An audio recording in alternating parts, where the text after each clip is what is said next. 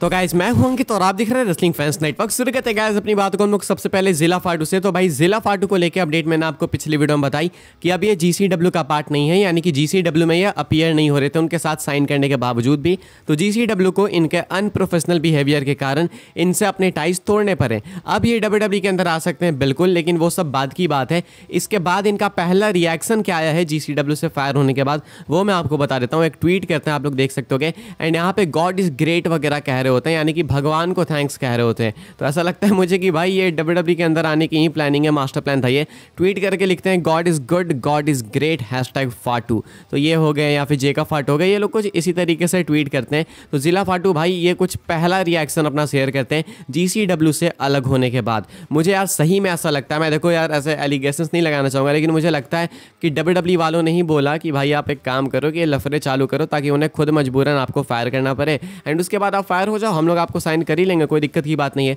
तो अगर अभी से 2-3 हफ्ते के अंदर मैं आपको न्यूज़ बताऊं कि डब्ल्यूडब्ल्यू साइन कर चुके हैं जिला फाटू को, या फिर साइन करने के क्लोज है, तो समझ जाना भाई कि डब्ल्यूडब्ल्यू की ही चाल है कहीं ना कहीं। बिकॉज मुझे आज तक लगता है कि सीएम पंक वाला जो एईडब्ल्यू का इंसिडेंट हुआ था वो कहीं ना कहीं डब्ल्यूडब्ल्यू में आने के लिए ही हुआ था। बिकॉज उससे पहले एक बार CM Punk Monday night Raw में पार्किंग लॉट में स्पॉट भी किए गए थे। तो मुझे ऐसा लगता है, बाकी तो देखो भगवान जाने। अभी 2-3 हफ्ते के अंदर अगर मैं आपको न्यूज़ बताता हूँ कि जिला फाटू आ सकते हैं डब्ल्यूडब्ल्यू में, या फिर साइन कर चुके हैं, तो समझ जाना भाई कि यही बात है। फिलहाल जिला फाटू जिस तरीके से ट्वीट करते हैं भाई, ये देख के लगता भी कुछ ऐसा है, बिकॉज इन्हें तो रिलीफ मिल रहा है भाई। किसी की जॉब जाती है तो इतना खुश थोड़ी होता है, ये तो खुश दिख रहे हैं, सही दिख रहे हैं। इसका मतलब है कि शायद ये जो चाहते थे वो हो चुका है। बाकी आप क्या सोचते हो इसके बारे में कमेंट करके आप लोग बता सकते हो। आगे बढ़ते हैं गाइस, बात करते हैं अगली स्टोरी के बारे में, जो कि स्कॉटिश वॉरियर ड्रू मैकिंटायर को लेके। तो भाई मैकिंटायर क्या बैड ब्लड मिस कर सकते हैं, अपना हेल इन अ सेल मैच मिस कर सकते हैं क्या? मैकिंटायर का मैच ही नहीं होगा बिकॉज वो इंजर हो चुके हैं। मुझे तो एक पता नहीं चलता भाई कि आजकल लोग इंजर हो जा रहे हैं, अचानक से अपडेट आ रही है, मुझे पता ही नहीं चल रहा ऐसा कब हुआ कब नहीं हुआ।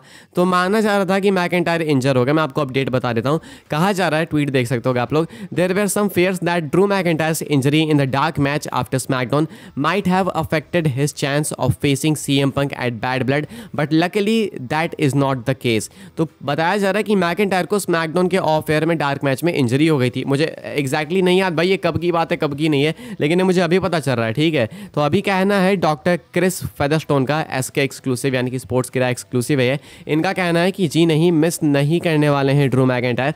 As per doctor Chris Featherstone from Sportskeeda, Drew McIntyre is not expected to miss any matches because of his knee injury. तो नी इंजरी है इन पर्टिकुलर बताया जा रहा है। क्या लगता है आपको भाई ये कितनी सीरियस इंजरी कितनी नहीं? मुझे तो पता भी नहीं था भाई कि ये इंजर्ड है क्या, या तो मैंने मिस कर दिया या तो मैं भूल गया भाई। आई डोंट थिंक ये मेजर इंजरी है। मैकिंटायर कंपीट तो करेंगे, तो ऑड्स भाई ऐसा नहीं है कि डेंजर क्रिएट कर रहे हैं मैकिंटायर के लिए, वो बिल्कुल कंपीट करने वाले हैं बैड ब्लड में, इसमें कोई डाउट नहीं है। आगे बढ़ते हैं गाइस, बात करते हैं अगली स्टोरी के बारे में, जो कि जिमी ऊसो को लेके। तो भाई क्या जिमी ऊसो रिटर्न करने वाले हैं बैड ब्लड के अंदर? क्या ये कंफर्म हो चुका है? देखो भाई मैंने एक ट्वीट देखा था, एंड ये मैं आपको वहीं से दिखा रहा हूँ जहाँ से मैं यूजुअली न्यूज़ वगैरह कवर किया करता हूँ।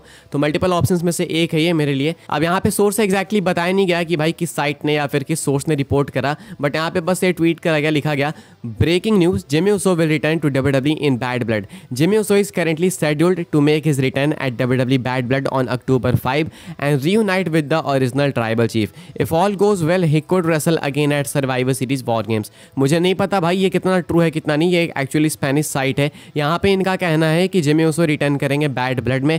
करेंटली वो शेड्यूल्ड हैं बैड ब्लड में अपीयर होने के लिए, वहाँ पे आके वो खुद को रियूनाइट करेंगे, वापस से अलाइन करेंगे original tribal chief Roman Reigns के साथ में। अगर चीज़ें सही जाती हैं तो देन वो आपको सर्वाइवर सीरीज वॉर गेम्स में भी कंपीट करते हुए दिखेंगे। अब जिमी ऊसो का एग्जैक्ट स्टेटस है क्या ना भाई पता नहीं चल रहा है। रिकिसी ने एक वेग ट्वीट करा था, जिसके बाद रिपोर्ट आई सॉन रोसैप की, उन्होंने बताया कि जिमी ऊसो फाइन है, लेकिन रिकिसी बोल रहे थे प्रे करने के लिए। उसके बाद भाई रिकिसी ऐसे पॉडकास्ट वगैरह अपना कर ही रहे हैं, पॉडकास्ट में भी नॉर्मल बातचीत कर रहे हैं, लेकिन जिमी ऊसो को लेकर कुछ बता नहीं रहे। तो भाई कुछ पता नहीं चल रहा है कि जिमी ऊसो को लेकर चक्कर क्या है। फिलहाल इस रिपोर्ट का कहना है, इस रिपोर्ट का मानना है कि जिमी ऊसो भाई बैड ब्लड में हमें देखने को मिलेंगे, रोमन रेंस के साथ रीयूनाइट होते हुए दिखेंगे। अब इस पर आप कितना बिलीव करना चाहते हो कितना नहीं, वो बिल्कुल आपके ऊपर है, मैं आपके ऊपर छोड़ रहा हूँ। ये चीज़ मुझे मिली थी, मैंने आपके साथ शेयर करी है। क्या आप चाहते हो कि बैड ब्लड में जिमी ऊसो वापस आए?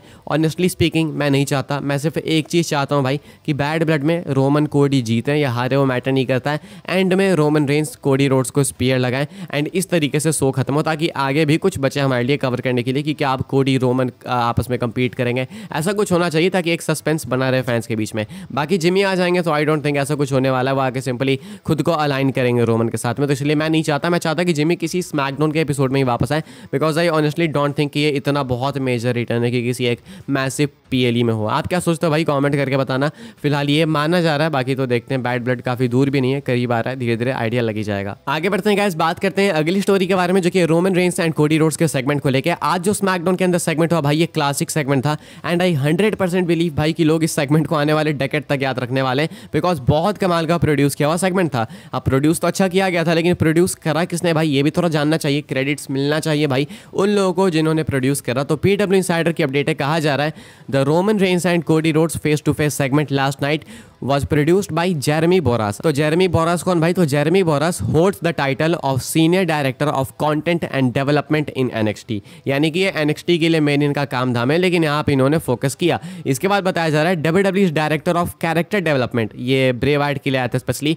Rob Fee was also on the scene for the segment as he and Boras have been collaborating on projects and segments similar to this as of late। उसके बाद बताया जा रहा है Paul Heyman was also intricately involved in the segment and personally directed the talent for the scene। तो Paul Heyman भी जो है ना काफ़ी क्लोजली इन्वॉल्व थे इस वाले सेगमेंट में, Roman Reigns and Cody roads के इस सेगमेंट में पॉल हेमन का भी काफ़ी मेजर रोल था भाई। तो इन तीनों को ह्यूज प्रॉप्स भाई, पॉल हेमन को, जेरेमी बोरास को एंड रॉब फी को। बहुत कमाल का सेगमेंट इन्होंने दिया, बहुत सारे फैंस को सेगमेंट पसंद आया। कोडी रोमन की चीज़ जो पिछले हफ्ते हुई थी जिसे लोगों ने पसंद नहीं करा था, इस हफ्ते भाई इस चीज़ ने कहीं ना कहीं उसको छुपा दिया है एंड इस वीक का सेगमेंट एक क्लासिक था एंड जिन्होंने प्रोड्यूस करा भाई उनको क्रेडिट्स मिलना भी चाहिए। आगे बढ़ते हैं गाइस, बात करते हैं हम लोग अपनी नेक्स्ट एंड फाइनल स्टोरी के बारे में, जो कि प्राइज फाइटर केविन ओवंस को लेके। तो भाई केविन ओवंस को लेके मेल्टजर की अपडेट है, इनका कहना है कि केविन ओवंस ने अभी तक डील तो साइन नहीं करी डब्ल्यूडब्ल्यू के साथ में, जैसे कि फाइटफुल का भी कहना था।